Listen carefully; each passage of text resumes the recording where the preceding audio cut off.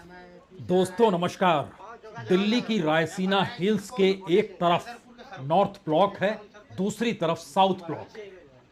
एक तरफ देश के गृह मंत्री का बैठना होता है और दूसरी तरफ प्रधानमंत्री का कार्यालय है। यानी राजनीतिक तौर पर सबसे ताकतवर रायसीना हिल्स के दोनों तरफ की वह लाल दीवारों में सिमटी हुई इमारत है, जिस इमारत के भीतर इस देश को चलाने की पूरी कार्रवाई होती है। लेकिन आप जानकर हैरत करेंगे कि बीते एक हफ्ते से सरकार के कामकाज की सांसें उखड़ी हुई हैं। राजनीतिक तौर पर जो हालात चुनाव को लेकर और बीजेपी के भीतर से निकलते हुए संघ परिवार के भीतर हिचकोले खाने लगे हैं, उसमें दिल्ली की धड़कनें इस तेजी से बढ़ जाएंगी, इसकी कल्पना कभी किसी ने की नहीं होगी। कम से कम बीते 10 बरस में तो किसी ने नहीं सोचा होगा ऐसी स्थिति आ जाएगी। लेकिन ऐसी स्थिति आने के ठीक समानांतर सबसे बड़ा सवाल वो कौन सा है जिससे इस दौर में रायसीना हिल्स की कंपकपी छूटी हुई है। दरअसल ये मसला कोई दूसरा नहीं बल्कि राज्यों के चुनाव में भी जिक्र इस देश के कॉरपोरेट के होने का है।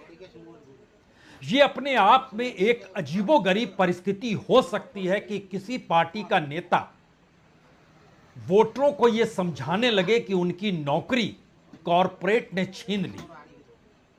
कॉरपोरेट शब्द से ज्यादा यहां पर अंबानी और अडानी कह सकते हैं।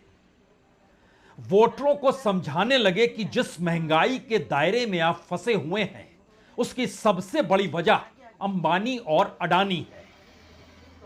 यह भी बताने लगे कि इस देश के भीतर में किसानों के सामने जो मुश्किल है, मजदूरों के सामने जो त्रासदीदायक परिस्थितियां हैं, उसकी वजह अंबानी और अडानी है। राहुल गांधी जिस तरीके से हरियाणा चुनाव में आज भारत जोड़ो यात्रा की तर्ज पर निकल पड़े, उस यात्रा के बीच बीच में जहां जहां वो रुके और उन जगहों पर वहां जो भी उन्होंने कहा वो बड़ा सीधा संदेश वोटरों के लिए था कि इस देश को चलाते हुए नरेंद्र मोदी नहीं है, बल्कि नरेंद्र मोदी तो दरअसल किसी के इशारे पर चलते हैं और वो इशारा अंबानी और अडानी सरीखे कॉरपोरेट का है।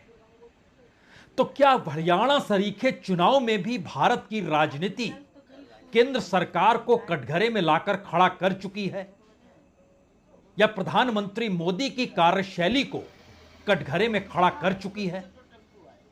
यह सवाल आज इसलिए महत्वपूर्ण है कि लोकसभा के चुनाव और विधानसभा के चुनाव अक्सर अलग अलग होते रहे हैं। लेकिन राहुल गांधी ने जिस तर्ज पे तय किया कि अब वो अगले 3 दिनों तक, यानी आज, कल, परसों, तरसों, 3 तारीख के शाम 5 बजे तक हर दिन हरियाणा की सड़कों पर निकलेंगे, लोगों से मुलाकात करेंगे, उन्हें बताएंगे कि हकीकत क्या है और किस तरीके से इस देश में लूट हो रही है, किस तरीके से अगर हरियाणा के युवाओं को देश छोड़कर विदेश जाना पड़ता है और उस पर एक बड़ी पैसे की रकम खर्च हो जाती है जो लाखों में है, उतने पैसे लगाकर भी वह इस देश के भीतर, वह भी हरियाणा जैसे राज्य में, ना तो कोई धंधा कर सकते हैं, ना किसी बिजनेस में शरीक हो सकते हैं, ना ही उन परिस्थितियों के साथ अपने पांव पर खड़े हो सकते हैं कि उनके पास 40-50 लाख रुपए हैं। अग्निवीर की परिस्थितियां भी इस देश के डिफेंस सर्विस और डिफेंस प्रोडक्शन के साथ अडानी को मिले हुए एनओसी, जो कि अब डिफेंस के क्षेत्र में बिजनेस करते हैं, और दुनिया के उन देशों के साथ उनके ताल्लुकात हो चले हैं जो हथियार बनाते हैं, उन देशों के साथ प्रधानमंत्री ने अपनी वैदेशिक नीति करीब की बनाई है क्योंकि बिजनेस अडानी का चल सके। यानी भारत की राजनीति में इससे पहले अगर आप इंदिरा गांधी के दौर को याद कीजिएगा तो टाटा बिरला का जिक्र जरूर होता था। राजीव गांधी ने इसीलिए दूरी धीरूभाई अंबानी से बनाई। लेकिन उस दौर में कांग्रेस के भीतर से ही कुछ लोग निकल कर आए और धीरूभाई अंबानी को प्रधानमंत्री राजीव गांधी के कमरे तक ले गए। लेकिन भारत की राजनीति में प्रधानमंत्री के ऊपर निशाना साधते साधते प्रधानमंत्री को ही कॉरपोरेट और अंबानी अडानी का पपेट बताते हुए एक ऐसी राजनीतिक लकीर लोगों की जिंदगी से जोड़कर राहुल गांधी खींच रहे हैं, उसमें शायद हरियाणा के भीतर के मुद्दे जो सामान्य तौर पर जातीय समीकरण और 36 बिरादरी के इर्द गिर्द चलते हैं, उसमें भी शायद पहली बार यह सवाल बड़ा हो गया, क्या इस तरीके से राजनीतिक लूट होती और इस तरीके से हरियाणा के भीतर बीते 10 बरस में अगर सबसे ज्यादा बेरोजगारी है, किसान संघर्ष करता है लेकिन उसकी कीमत मिल नहीं पाती है, एमएसपी तो आपने बढ़ा दी लेकिन एमएसपी को कानून में नहीं बदला कि अगर नहीं खरीदेंगे तो फिर कानूनी कार्रवाई होगी।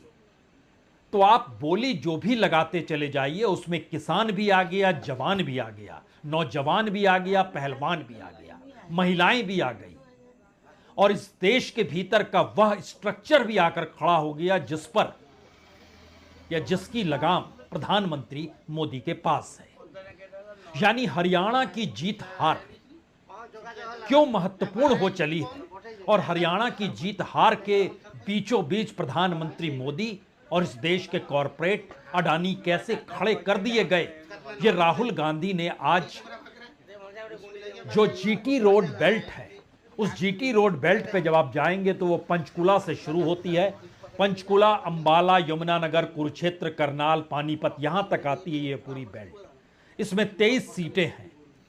इन 23 सीटों में से 2014 में बीजेपी ने 21 सीटें जीती थी, 2019 में 12 सीटें जीती थी, कांग्रेस 9 सीट जीत पाई थी। लेकिन इस पूरे के पूरे बेल्ट में पहली बार नजर आ रहा है कि 23 सीटों में से क्या बीजेपी 3 सीट भी जीत पाएगी, जबकि यहां पे जो बड़े नेताओं के नाम आप लेंगे तो उसमें अनिल विज भी आते हैं, उसमें नायाब सैनी भी आते हैं, उसमें सुभाष सुधा भी आते हैं, गुज्जर भी हैं, कुंवरपाल गुज्जर भी है, महिपाल डांग भी है, ये तमाम लोग आते हैं। लेकिन अभी तो पहले दिन की यह रैली और यात्रा थी, और इस रैली यात्रा में राहुल गांधी ने 2 मैसेज बहुत साफ तौर पर हरियाणा के भीतर जो उलझी हुई राजनीति थी उसमें दे दिया। पहली बात तो यही कह दी कि यह कांग्रेस है और मैं कांग्रेस की अगुवाई कर रहा हूं, यानी जिस राजनीति को मैं साधना चाहता हूं, जिस तरीके से चाहता हूं, उसमें सभी की भागीदारी होनी चाहिए। यानी अभी तक जो मैसेज था, क्या ये भूपेंद्र सिंह हुड्डा की कांग्रेस है, यह सिर्फ जाट समुदाय की कांग्रेस है? उनसे हटकर शैलजा एक दूसरे रास्ते चल पड़ी थी और माना जा रहा था कि दलित वोट बैंक बिखर जाएगा। 21% दलित वोट है, और अगर नेताओं के आसरे वोट चलते हैं तो यकीनी तौर पर जब वो शुरू में प्रचार पर नहीं निकली तो वो थम सा गया, रुक सा गया। लेकिन आज बहुत ही शालीनता के साथ राहुल गांधी ने, जो हमारे पीछे तस्वीर लगी हुई है, इसमें आप तस्वीर को देखिए, प्रियंका गांधी है, उनके बगल में शैलजा है, उसके बाद राहुल गांधी है और उसके बाद भूपेंद्र सिंह हुड्डा है। धीरे धीरे राहुल गांधी पीछे हो गए और एक हाथ जो शैलजा के हाथ में था और दूसरा हाथ जो भूपेंद्र सिंह हुड्डा के हाथ में था, दोनों हाथों को उन्होंने मिला दिया।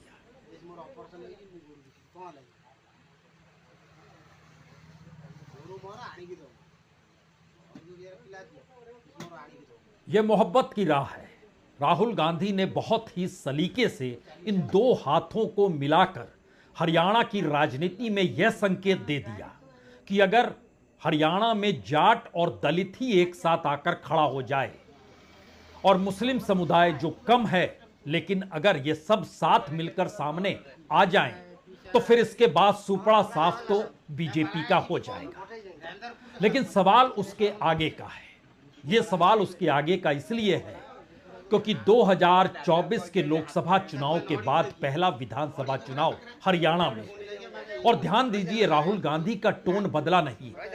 राहुल गांधी जिस अंदाज में लोकसभा चुनाव के वक्त कॉरपोरेट या मोदी की इकोनॉमी को निशाने पर ले रहे थे, उस नेक्सस को बता रहे थे, अब उसमें कहीं ज्यादा तीखे स्तर पर वह चोट कर रहे हैं। लेकिन वह अब समझ चुके हैं कि चुनावी जीत हार उस राजनीति का भी खेल होता है जो गांव गांव जाति के हिसाब से, समुदाय के लिहाज से बटी हुई होती है। और इसीलिए एक मैसेज उन्होंने आज खुले तौर पर कई मौकों पर दी। अपनी यात्रा करते वक्त वो लगातार इस संदेशे को दूर करते चले गए कि देखिए सरकार तो सबकी बनेगी, यानी सिर्फ भूपेंद्र सिंह हुड्डा की सरकार नहीं होगी। यानी सिर्फ जाट ये ना सोचें कि वह प्रभावशाली हैं, वो ताकतवर हैं तो उनके हिसाब से चीजें चलेंगी। ये मैसेज देने की कोशिश उन्होंने जरूर की है और राजनीतिक तौर पर हरियाणा के भीतर की राजनीति को साधने के लिए इस दौर में बीजेपी ने 3 हथकंडों को जरूर अपनाया, या कहें 3 हथियारों को जरूर अपनाया। उसमें बड़ा हथियार उन नेताओं को लेकर था जो कांग्रेस छोड़कर निकले, निर्दलीय होकर चल रहे थे और जहां जहां उनकी ताकत कम पड़ रही थी, अपने ही कांग्रेस उम्मीदवार के सामने बतौर निर्दलीय उनके पीछे बीजेपी खड़ी आई। एक झटके में सभी को, तकरीबन 18 उम्मीदवारों को बाहर कांग्रेस ने कर दिया, 6 बरस के लिए बर्खास्त कर दिया। तो क्या पहला हथियार धराशायी हो गया? दूसरा हथियार, हर कोई जब जान रहा था कि दरअसल यह इलेक्शन तो हुड्डा के मुख्यमंत्री बनने और नहीं बनने देने का हो गया है, यानी खट्टर और नायब सिंह सैनी एक झटके में गायब हो गए, महत्वपूर्ण भूपेंद्र सिंह हुड्डा हो गए। तो भूपेंद्र सिंह हुड्डा के इर्द गिर्द जाट वोटरों की तादाद, उनकी ताकत, इन सब को लेकर अमित शाह अपने भाषणों में लगातार ये कहते रहे कि नौकरी भी मिलेगी तो उसी समुदाय विशेष को मिलेगी, इसमें बाकियों का योगदान नहीं होगा। यानी यह उस 36 बिरादरी के भीतर एक मोटी लकीर खींचने की भी कोशिश हुई जिससे मैसेज जाए वाकई ये चुनाव हुड्डा के सीएम बनने या ना बनने को लेकर हो रहा है। और तीसरे हथियार के तौर पर वही आरक्षण और वही संविधान और वही अग्निवीर का सवाल अपनी परिभाषा के तहत बीजेपी खड़ी करती नजर आई। और ध्यान दीजिए, इन तीनों परिस्थितियों को राहुल गांधी ने शायद अब समझ लिया। पहला मैसेज तो वो इस बात को लेकर समझ गए कि 36 बिरादरी का जिक्र है तो सभी को साथ लाना होगा, सभी की सरकार होगी ये बताना होगा, सभी की सरकार तो सभी के हक के लिए काम करेगी ये कहना होगा। इसीलिए सिर्फ हाथों में हाथ मिलाने की जो तस्वीर आपने चंद सेकंड की देखी, उसको भी देखिए। और जिन शब्दों के आश्रय राहुल गांधी ने हरियाणा की राजनीति में यह कहकर दखल दे दिया ये कांग्रेस की सरकार है, ये सभी की सरकार है, इसमें किसी का वर्चस्व या किसी का बढ़त दिखाई देने की स्थिति में कोई नहीं होगा। और शायद यही वजह थी कि लगातार राहुल गांधी जहां जहां घूमते चले गए, कुमारी शैलजा हो या भूपेंद्र सिंह हुड्डा, साथ में हालांकि प्रियंका गांधी भी दिल्ली से गई थी, जनरल सेक्रेटरी केसी वेणुगोपाल भी मौजूद थे, प्रदेश के अध्यक्ष भी मौजूद थे। तमाम नेताओं की मौजूदगी इस बात का एहसास करा रही थी कि कांग्रेस दरअसल वही कांग्रेस है जो भारत जोड़ो यात्रा के दौरान थी। ये वही कांग्रेस है जो राहुल गांधी उसको जिस रूप में चाहते हैं अब वो सामने आए और उसी रूप में लड़ाई लड़े, यानी पारंपरिक परिस्थितियां गायब हो। ये सवाल कैसे रखा जाए, इसको भी बाखूबी राहुल गांधी ने रखने की कोशिश की। सरकार बनेगी तो 36 बिरादरियों की सरकार बनेगी, सबकी सरकार बनेगी, न्याय की सरकार बनेगी और भागीदारी सबको दी जाएगी। हरियाणा में अदानी जी जैसे लोगों की सरकार नहीं चाहिए, किसानों की, मजदूरों की, गरीबों की सरकार चाहिए। आप सबका दिल से बहुत बहुत धन्यवाद, नमस्कार, जय हिंद। धन्यवाद। में हमारे पीसीसी के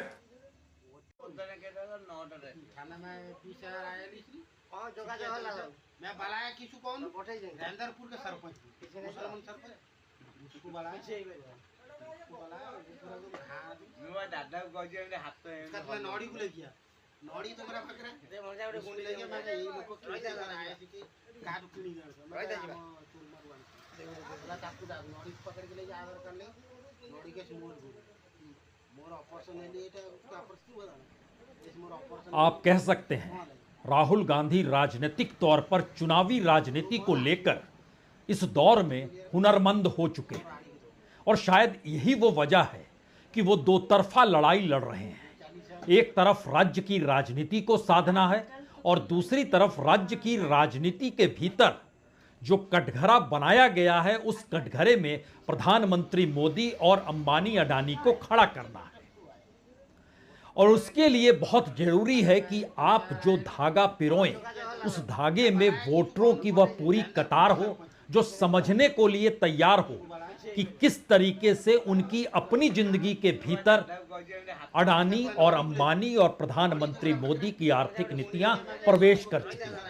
सामान्य तौर पर ऐसा कभी किसी चुनाव में, वह भी राज्यों के चुनाव में, आपने इससे पहले देखा सुना नहीं होगा। देखा सुना तो यह भी नहीं होगा कि इस तरीके से 3-3, 4-4 दिनों तक कोई यात्रा करे। जो नजारा आज यात्रा में था तो जाहिर है वो अगले दिन यानी कल, परसों, तरसों भी नजर आएगा। इस यात्रा की भीड़ देखकर आपके जहन में एक सवाल हो सकता है कि बनारस की गलियों में आखिरी दिन चुनाव प्रचार, चाहे 2014 हो या 2019 का लोकसभा चुनाव प्रचार हो या फिर 2024 ही क्यों ना हो, प्रधानमंत्री मोदी इसी तरीके से गलियों के भीतर घूमकर आखिरी वक्त में उस पूरे माहौल में अपने अनुकूल करंट पैदा करने की ताकत रखते थे। लेकिन क्या वो पूरी की पूरी परिस्थिति और पूरी राजनीति इस दौर में पलट चुकी और राहुल गांधी अब जनता के बीच जाने से कतराते नहीं हैं? वो जान चुके हैं कि लोगों के बीच जाकर ही सियासत को साधा जा सकता है या सत्ता पलटी जा सकती है। तो क्या प्रधानमंत्री मोदी की पूरी राजनीति इस दौर में शिफ्ट हो गई राहुल गांधी के पास? ये पहला सवाल है। दूसरा सवाल उससे कहीं ज्यादा बड़ा है, क्योंकि प्रधानमंत्री मोदी अपनी यात्रा के बीच में कहते नहीं थे, सिर्फ हाथ हिलाते थे, माला फेंकी जाती थी, फूलों की पंखुड़ियां बिछाई जाती थी और उस भीड़ और समूह के पीछे गायन करने के लिए पूरा का पूरा इस देश का मीडिया लग जाता था और बताता था क्या चकाचौंध है, किस तरीके की परिस्थिति है, कितनी बड़ी भीड़, तादाद, सब कुछ बताया जाता था। राहुल गांधी की यात्रा को लेकर कोई बता नहीं रहा था, लेकिन राहुल गांधी भी यात्रा के दौर में सिर्फ लोगों से जुड़े मुद्दे ये कहकर नहीं उठा रहे कि आप हमें वोट दीजिए। वो कह रहे हैं उस सत्ता को पलट दीजिए जो अंबानीज और अडानीज के पास है। उस सत्ता को इसलिए बदल दीजिए क्योंकि इस देश के भीतर में संविधान ने सबको बराबर तो माना है, लेकिन आर्थिक नीतियां कुछ प्रधानमंत्री मोदी की ऐसी बन गई जिसने इस देश की राजनीतिक सत्ता को पाने के बाद इस देश के लोगों के अधिकारों को ही छीन लिया, उनकी जेब में रखा पैसा भी निकाल लिया और उनके जेब में कोई पैसा ना आए इस पर भी अंकुश लगा दिया और पूरा लाभालाभ अपने नेटवर्थ को बढ़ाने में लग गए। और इसके लिए कैसा उदाहरण कोई किस रूप में दे सकता है? अग्निवीर का उदाहरण था, किस तरीके से पेंशन खत्म करने के लिए अग्निवीर प्रणाली आई और डिफेंस में अडानी की कंपनी आ गई, उदाहरण दिया गया। किसानों को लेकर था कि एमएसपी तो है लेकिन खरीद करने वाला कोई नहीं, तो आप कानून बनाते नहीं हैं। इस दौर में युवाओं को लेकर सवाल थे कि किस तरीके से युवा के लिए मौका ही नहीं बचा कि वह अपनी ही घर की जमीन पर खड़े होकर स्वावलंबी हो सके, वह परिस्थितियां भी छीन ली गई। अब इस प्रक्रिया के भीतर जरा देखिए, इस देश के भीतर हर किसी को पता है सब कुछ सौंपा जा चुका है कॉरपोरेट के हाथों में और आने वाले वक्त में निजीकरण और डिसइन्वेस्टमेंट के नाम पर, यानी प्राइवेटाइजेशन और डिसइन्वेस्टमेंट के नाम पर जो मोनेटाइजेशन का चेहरा है वो लाखों करोड़ों का है। इस देश की बनती हुई हर नीतियों के पीछे इस देश का कॉरपोरेट है, उसका लाभ है। लेकिन हरियाणा के लोगों के साथ और उनके जहन में इस देश के जो खलनायक हैं उनको कैसे रखा जाए, जो नायक के तौर पर दुनिया के सामने पेश आते हैं, वो हरियाणा जैसी जमीन पर चुनावी दौर में समझ लें कि किस प्रक्रिया के तहत कैसे काम होता है। यह उदाहरण राहुल गांधी लोगों के बीच खड़े होकर दे रहे हैं। तो जरा इस हुजूम को देखिए जो मौजूद है और उस हुजूम के भीतर राहुल गांधी के इस बोलने को देखिए।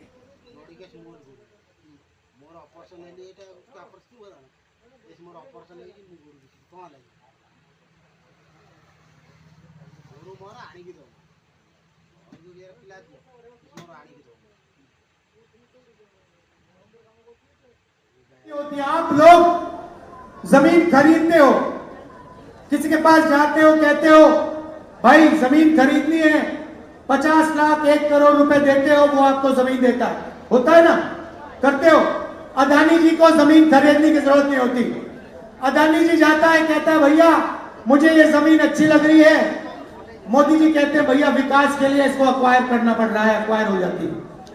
अदानी को कोई कंपनी अच्छी लगती है, कहता है भैया बंबई का एयरपोर्ट मुझे अच्छा लगता है, चलो दो मुझे। मोदी जी बंबई का एयरपोर्ट पकड़ा देते। पूरा का पूरा काम 20-25 अरबपतियों के लिए किया जा रहा है। उनके लिए कुछ भी करा जा सकता है। जमीन दी जा सकती है, एयरपोर्ट दिए जा सकते हैं, पोर्ट दिए जा सकते हैं। भाइयों और बहनों, आपको मालूम है कि हरियाणा में ड्रग्स आगे बढ़ते जा रहे हैं, फैलते जा रहे हैं। मैं आपसे पूछना चाहता हूं, जब अदानी के मुद्रा पोर्ट में 3000 किलो हेरोइन पकड़ा गया था तो नरेंद्र मोदी जी ने अदानी में क्या कार्रवाई की? मुझे आप बताओ, जो वहां ड्रग्स पकड़े गए उस पर कौन सी कार्रवाई हुई? ये करप्शन की नई परिभाषा है।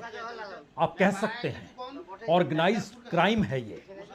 आप कह सकते हैं इस देश के भीतर में करप्शन भी सिस्टम का हिस्सा कैसे बना दिया गया, और पॉलिसी मेकर्स ने सोचा कि इसी तर्ज पर इस देश का विकास हो सकता है। यह कल्पना इससे पहले कभी ने किसी ने की नहीं हो। लेकिन जरा सोचिए इस दौर में कि जब करप्शन का जिक्र होगा और ऐसे वक्त पर हरियाणा में देश के रक्षा मंत्री राजनाथ सिंह पहुंचे और वो जिक्र करने लगे करप्शन का, ये कह के कि कांग्रेस के दौर में कितना करप्शन था। मौजूदा वक्त में किसी भी एक नेता के ऊपर, जो बीजेपी का नेता, मंत्री, संतरी जो भी हो, किसी पर कोई आरोप नहीं लगा है। तो ये अब समझना होगा कि जिन पारंपरिक राजनीति का जिक्र करप्शन के तौर पर इससे पहले होता था, और मौजूदा वक्त में करप्शन जब ऑर्गेनाइज्ड वे में पॉलिसी के हिस्से में जाकर शामिल हो गया है, तो फिर कोई क्या कह सकता है? क्योंकि कर्नाटक के भीतर अदालत को कहना पड़ा कि वसूली की गई इलेक्ट्रल बॉन्ड को लेकर, और देश के वित्त मंत्री बीजेपी के अध्यक्ष यानी निर्मला सीतारमण और जेपी नड्डा, और इतना ही नहीं, ईडी, इन्फोर्समेंट डायरेक्टरेट और राज्य के जो प्रदेश अध्यक्ष बीजेपी थे, सबके खिलाफ एफआईआर दर्ज होनी चाहिए, और एफआईआर दर्ज परसों हो गई। एफआईआर दर्ज हुई है वसूली को लेकर, जो इलेक्ट्रल बॉन्ड के जरिए इस देश में तकरीबन 14,000 करोड़ का खेल हुआ है, जो गैर कानूनी अकाउंट है, गैर कानूनी पैसा है, जिसको सुप्रीम कोर्ट ने कहा उस पैसे की उगाही कोई कर नहीं रहा है कि पैसा अगर गैर कानूनी है तो वापस लिया जाए, उन कंपनियों के हवाले किया जाए जिन कंपनियों को दबाव में पैसा देना पड़ा। नहीं, इसकी कोई पहल हो नहीं रही है। लेकिन एक क्षण के लिए राजनाथ सिंह जी को सुनना चाहिए और सुन के समझना चाहिए कि मौजूदा वक्त में मोदी सरकार अगर सिर्फ लोकसभा चुनाव के मद्देनजर कटघरे में थी, अब राज्य दर राज्य वो कटघरे में खड़ी होगी। यह किस मुंह से बात करते हैं लोग?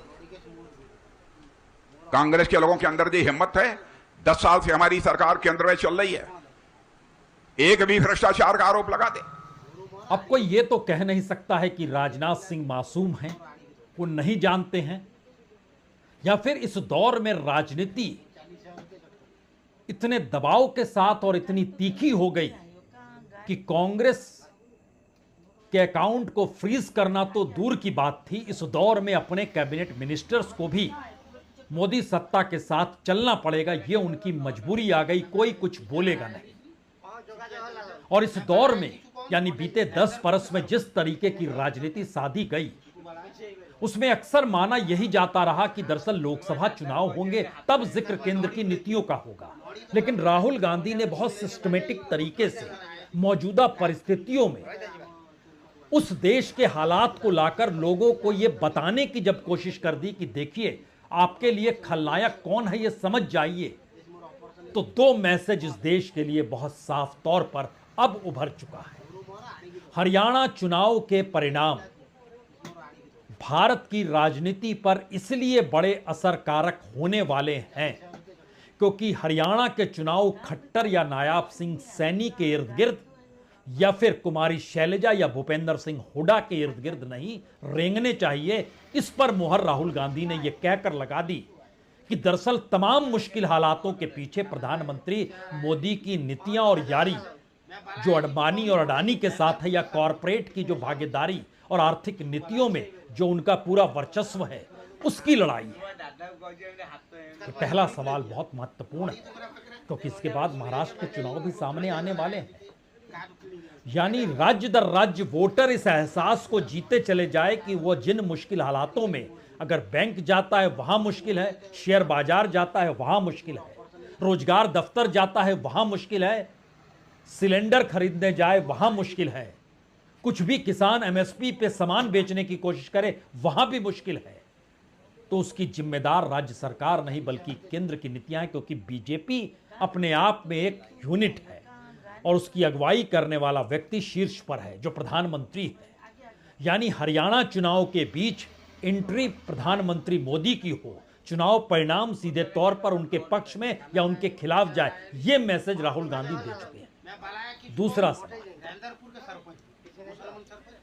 जिस तर्ज पर आज विजय यात्रा की शुरुआत की राहुल गांधी ने, जो अगले 3 दिनों तक चलेगी, ये भारत की राजनीति में रैलियां करना या किसी मंच पे खड़े होकर भाषण देना, उससे हटकर ये पहली बार उस राजनीति की दिशा में जा रहा है जहां पर हर चुनाव में अगर राहुल गांधी लोगों के बीच जाएंगे तो ये मैसेज बहुत साफ होगा कि अभी तक जिन नेताओं को गांव में घुसने नहीं दिया जाता था, जिनको दौड़ाया जा रहा है, कुर्सियां खाली पड़ी हुई हैं, लोग नारे लगा रहे हैं, उन सब के बीच एक नेता ऐसा है जो लोगों के बीच पहल करते हुए, उनकी बातों को रखते हुए बता रहा है कि दरअसल केंद्र में एक रायसीना हिल्स है, जहां पर नॉर्थ और साउथ ब्लॉक है, जहां पर बैठने वाले लोग देश चलाते हैं।